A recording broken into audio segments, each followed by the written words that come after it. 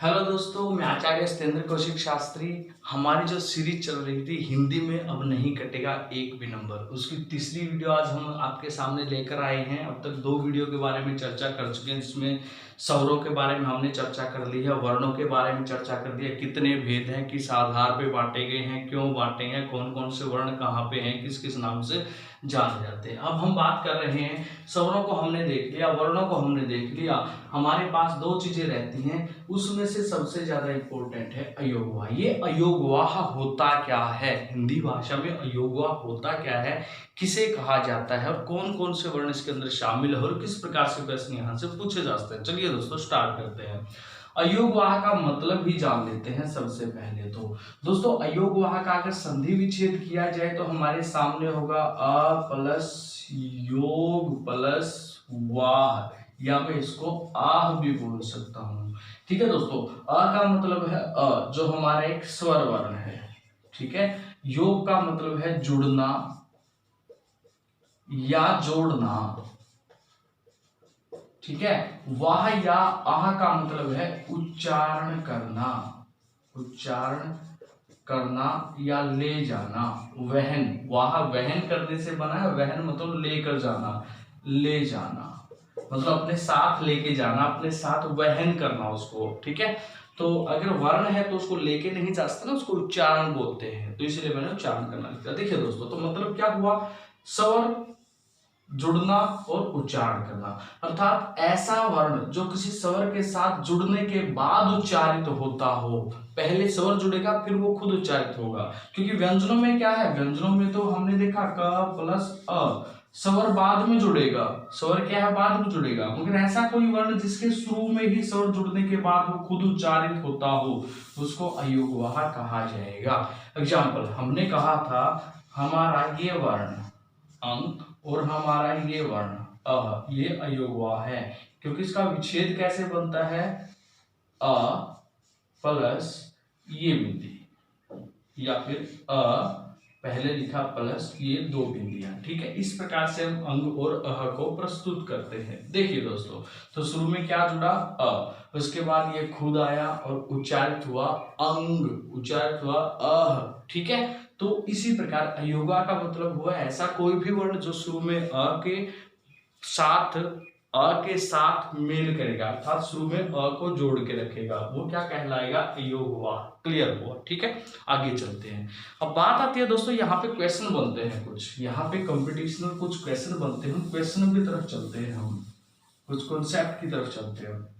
पहले आया कि हिंदी वर्णमाला में, हिंदी जो वर्णमाला है, वर्णमाला में, वर्णमाला में अयोगवाह, अयोगवाहों की संख्या कितनी है।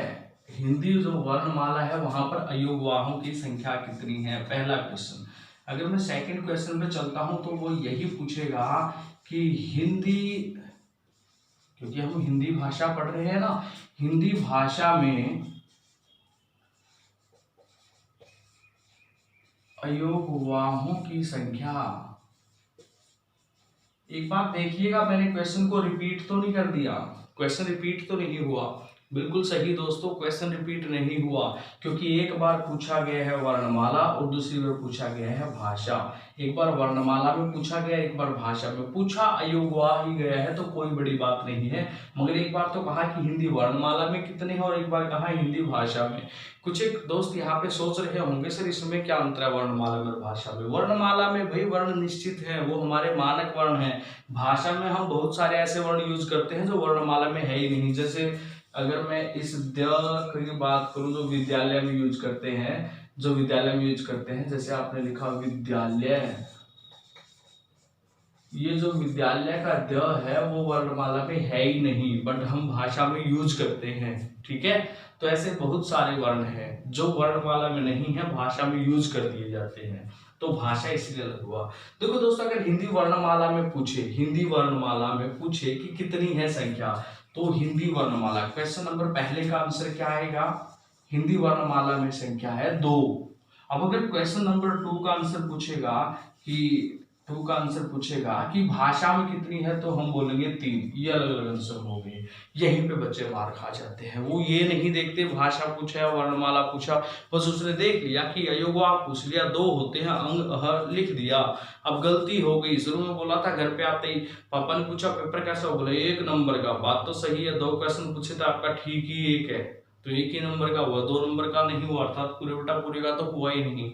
ठीक है, अभी यहाँ पे देखो भाई वो गलती क्यों की थी दोस्तों। अगर हम वर्णमाला में देखें तो हमारे पास ये अंग है जिसको अनुस्वार कहा जाता है। नाम देख लो इसका, मैं क्यों लिख रहा हूं, नाम कई बार पूछा जाता है। अनुस्वार, अनुस्वार कहा जाता है। उसके बाद हमारे पास ये है जिसको कहा जाता है विसर्ग। क्या कहा जाता है दोस्तों, विसर्ग कहा जाता है। ये 2 चीजें हैं हमारे पास, अंग और अह। एक का नाम अनुस्वार, एक का नाम विसर्ग। एक का नाम अनुस्वार और एक का नाम विसर्ग। अब बात करते हैं अगर वर्णमाला की। अगर वर्णमाला में पूछा जाए वर्णमाला, तो वर्णमाला में तो ये 2 ही चीज हैं। अगर भाषा में पूछ लिया जाए भाषा में कितने हैं, तो दोस्तों मैं आपको बता दूं, एक हम इसका और प्रयोग करते हैं। अच्छा, इसकी मैं मात्रक बता दूं आपको, ये जो हमारा 2 सेकंड में यहाँ पे इसका मात्रक बता देता हूं। ये जो अनुस्वार है इसका जो मात्रक है, जो इसका चिन्ह है, वो हमारा ये एक बिंदी होती है किसी भी शब्द के ऊपर, जैसे कंगन, कंगन। ठीक है, और अगर मैं विसर्ग की बात करूं तो ये 2 बिंदियां होती हैं, जैसे प्रातः। ठीक है, ये हमारे अंग और अह। अब अगर मैं बात करूं, एक हमारा ये मात्रक भी तो होता है भाई, जो वर्णमाला में तो कहीं पे भी नहीं है मगर यूज करते हैं। जैसे हमने लिख दिया माँ, हमने लिख दिया माँ। अब इसके बिना हम माँ नहीं लिख सकते, तो इसको क्या कहा जाता है, ये तो अनुस्वार हुआ, ये विसर्ग हुआ, तो ये क्या हुआ, अनुनासिक। ये जो चंद्र बिंदु हम लगाते हैं इसको क्या बोला जाता है, अनुनासिक, अनुनासिक। ठीक है, सबसे पहली बात तो इनके नाम ही जान लो, और ये जान लो कि अगर भाषा में पूछा जाए तो 3 के 3, कहां पर भाषा में पूछा जाए तो तीनों के 3 हमारे क्या हैं, अयोगवा हैं।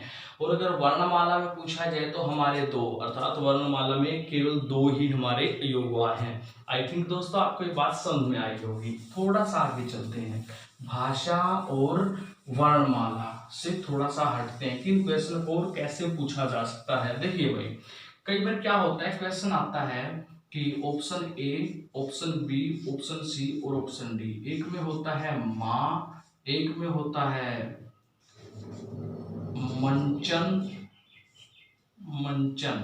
ठीक है, एक में होता है प्रातः और एक में होता है वाक। और क्वेश्चन आता है कि हलंत युक्त शब्द कौन सा है, हलंत युक्त शब्द कौन सा है, हलंत युक्त शब्द अर्थात ऐसा शब्द बताइए जिसमें हलंत का प्रयोग किया गया हो। तो आपको पता होना चाहिए भाई, ऑप्शन डी हमारा सही है, इसको हम हलंत बोलते हैं इसको। ठीक है, और अगर क्वेश्चन आता है अनुस्वार युक्त शब्द कौन सा है, अनुस्वार, अनुस्वार युक्त शब्द कौन सा है, तो आपको पता होना चाहिए अनुस्वार किसको बोलते हैं हम, इसको। तो ये हमारा बिल्कुल सही होगा क्योंकि इस बिंदी को हम अनुस्वार बोलते हैं। कई बार आता है कि अनुनासिक युक्त शब्द कौन सा है, अनुनासिक। कई बार पूछा जाता है निम्न में से अनुनासिक शब्द बताइए जिसमें अनुनासिक का प्रयोग किया गया है, तो ये हमारा अनुनासिक है। ठीक है, अब बात आती है कई बार विसर्ग युक्त भी पूछ सकता है, विसर्ग युक्त शब्द कौन सा है, ऐसा शब्द जिसमें विसर्ग लगा हो, तो ये हमारा बिल्कुल सही है। इसीलिए मैंने आपको ये नाम लिखवा दिए हैं कि अनुस्वार किसको कहा जाए, अनुनासिक किसको कहा जाए, विसर्ग किसको कहा जाए। हलंत, ये जो निशान होता है जब हम क लिख के ऐसे करते हैं या च लिख के ऐसे करते हैं या ट लिख के ऐसे करते हैं, तो इसको क्या बोलते हैं, हलंत करते हैं, इसको क्या बोलते हैं, हलंत। ठीक है दोस्तों, तो आज की इस वीडियो में इतना ही, बाकी फिर मिलती है एक नई वीडियो के साथ। अगर आपको हमारी ये सीरीज अच्छी लगती है और आपकी बिल्कुल क्लैरिटी हो जाती है टॉपिक में, अगर फिर भी कोई डाउट है तो आप कमेंट बॉक्स में लिखिए, बिल्कुल सॉल्व कर दिया जाएगा। अगर ये अच्छी लगती है तो प्लीज इसको लाइक कीजिए, शेयर कीजिए और हमारी इसी सीरीज का हिस्सा बने रहने के लिए चैनल को सब्सक्राइब कर लीजिए और बेल आइकन को प्रेस कर दीजिए। ओके, थैंक यू दोस्तों।